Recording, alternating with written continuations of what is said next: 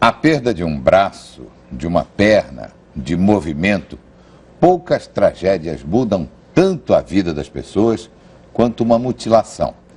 Elas lembram guerras ou acidentes violentos. Um amputado é quase sempre vítima de um trauma assim. Certo? Nem sempre. A maior causa de amputações no Brasil é uma doença previsível e tratável. O diabetes. Os números são assustadores e o alerta é da Sociedade de Diabéticos. Na sala de fisioterapia, um jovem engenheiro que foi vítima de um acidente de moto. Já o motorista profissional bateu com o carro. Mas eles são exceções aqui neste centro da Associação Brasileira de Reabilitação, a BBR do Rio. A maior parte das amputações no Brasil não se deve a acidentes, como poderia se imaginar. O número é oficial. Segundo o Ministério da Saúde, 70% das cirurgias para retiradas de membros no Brasil são por causa do diabetes. Este número poderia ser bem menor. São 55 mil amputações por ano no Brasil de pacientes diabéticos. E o trauma chega no momento da vida em que a idade faz a mutilação ficar ainda mais difícil. Dona Maria, aos 66 anos, sonha com a possibilidade de usar uma prótese. Não vejo a hora de eu poder, pelo menos, poder andar na minha casa, né, fazer alguma coisa. Eu não vejo a hora de poder voltar a andar, né. Os médicos chamam a atenção para os primeiros sintomas da doença. Sede e fome exageradas, vontade constante de urinar, cansaço, perda de peso, visão embaçada e, principalmente, dificuldade de cicatrização de machucados. O motorista Roberto Barreto se arrepende de não ter se preocupado quando os sinais apareceram. Eu estava fazendo tratamento, aí eu parei de tomar o remédio, aí estava dirigindo, aí um calo no dedo direito, mindinho, aí eu raspei, aí feriu, aí eu abafei com o sapato, aí deu gangrena. O presidente da Associação de Diabéticos do Rio de Janeiro diz que não são só os pacientes que precisam ficar atentos. Para ele, a falta de conhecimento dos próprios médicos dificulta a identificação dos primeiros sintomas. Os trabalhos internacionais mostram com clareza que quando se aplica adequadamente um modelo de educação, um modelo de cuidado precoce, de diagnóstico e de tratamento imediato, você pode diminuir em até 80% o número dessas amputações. Os médicos dizem que, apesar das dificuldades, a amputação não deve ser encarada como uma condenação. É o que prova o motorista Roberto. Ele, aos poucos, está voltando a andar e até a jogar futebol. Caminhando bem.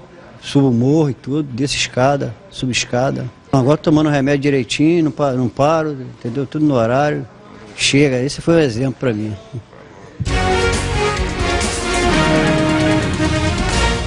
Hora de RJ Saúde, hoje tirando as dúvidas sobre diabetes. Como chegaram muitas, vamos começar logo respondendo, doutor Luiz Fernando? Vamos lá ver a primeira que chegou pra gente. Diabetes é hereditário? É a pergunta da Thaís de São Gonçalo. Olha, Thaís, o diabetes pode ser hereditário no sentido de que pessoas têm mais chance de ter diabetes. Agora vamos rever o que é o diabetes, para a gente poder entender tudo isso. O diabetes é uma doença onde tem a ver com a produção de insulina, que é um hormônio que está produzido no pâncreas, dentro da barriga da gente. A insulina funciona como uma chave que abre a célula para deixar o açúcar entrar, que é a energia para o nosso corpo funcionar. O diabético ou não tem insulina suficiente, ou ele tem uma insulina que não consegue abrir essa célula, que é o caso do diabetes tipo 2. E esse sim, uma tendência hereditária. E esse açúcar que sobra, que não é aproveitado, fica circulando no nosso sangue e aí vão acontecer todos os sintomas de diabetes. E às vezes pode ser hereditário mesmo? Pode. A pessoa tem uma tendência maior a apresentar o diabetes. Vamos ver a próxima pergunta que chegou. Como posso prevenir o diabetes? É a dúvida do Wellington. Até em casos hereditários, há como prevenir? Exatamente. Você pode até prevenir de não acontecer mesmo, ou pode atrasar essa chegada do diabetes muito tempo. Então, é muito importante que a gente preste atenção. O que pode ser feito? Principalmente, fazer atividade física. Caminhar pelo menos 5 vezes por semana, por 40 minutos, uma marcha bastante acelerada. Não vale parar para conversar no caminho com o amigo que encontrar, não. Não, é para caminhar perna, mesmo. É exercício. E muito importante é controlar o peso. Existe sempre uma dúvida, será que eu estou no peso correto, dependendo da minha altura? Realmente depende da altura. O ideal é que você calcule o índice de massa corporal.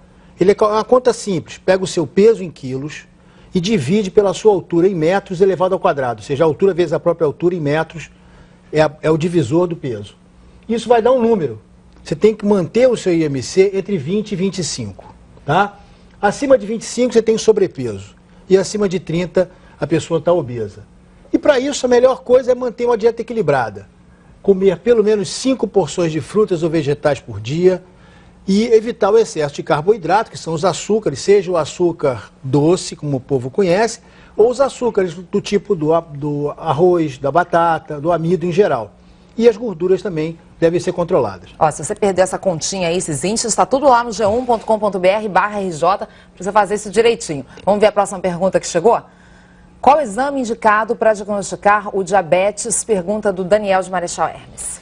Daniel, você fez tudo isso e está em dúvida se tem diabetes. O que você deve fazer? Pelo menos uma vez por ano, dosar a quantidade de glicose, ou seja, do açúcar que está circulando no seu sangue em jejum. Isso é só para quem tem alguma possibilidade de ter, tem casos na família ou todo mundo deve fazer? Todo mundo devia fazer pelo menos uma vez por ano, Ana, no exame periódico. Para quê? Para que surpreenda o diabetes. O diabetes é uma doença insidiosa, uma doença traiçoeira. Ela não dá sintomas logo no início. E principalmente não dá complicação no início. E depois, se apesar de tudo isso, a diabetes apareceu ou se instalou, procurar tratamento e seguir esse tratamento o mais rigidamente possível. Ele inclui medicamentos, pode ou não precisar da insulina injetável, vai depender do tipo do diabetes, e também o controle da pressão arterial, porque diabetes e doença do coração andam de mãozinha dada. Então, evitar o diabetes para evitar, controlar o diabetes e a pressão arterial para evitar derrame e infarto. Vamos ver a próxima pergunta que chegou.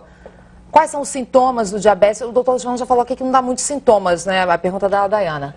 Olha, Dayana, um sintoma característico é um excesso de sede e uma quantidade muito grande de urina, desproporcional à quantidade de líquido que você tome. Se você lembrar daquela imagem, aquele açúcar fica circulando no sangue da gente. Como é que o corpo bota para fora? Bota para fora no xixi. Então ele quer que você tome mais líquido para ficar bem diluído e depois tentar expelir junto com a urina. Vamos ver, temos já mais uma pergunta aqui, ó. Vamos lá. Tive diabetes na gravidez, posso ter novamente? Essa é uma dúvida de muitas grávidas, quem mandou foi a Fátima de Caxias. Olha, Fátima, o diabetes gestacional é uma doença separada. Você pode ter tido diabetes na gravidez e nunca mais apresentar, mas deve controlar sempre, porque pode ser o sinal de um diabetes que iria aparecer lá na frente da sua vida e que chegou junto com a gravidez. São duas doenças que não pode se identificar da primeira vez, tem que acompanhar para saber. Como chegaram muitas perguntas, o doutor Luiz Fernando vai lá para o g1.com.br/RJ daqui a pouquinho, depois do jornal, para acabar de responder as dúvidas, certo?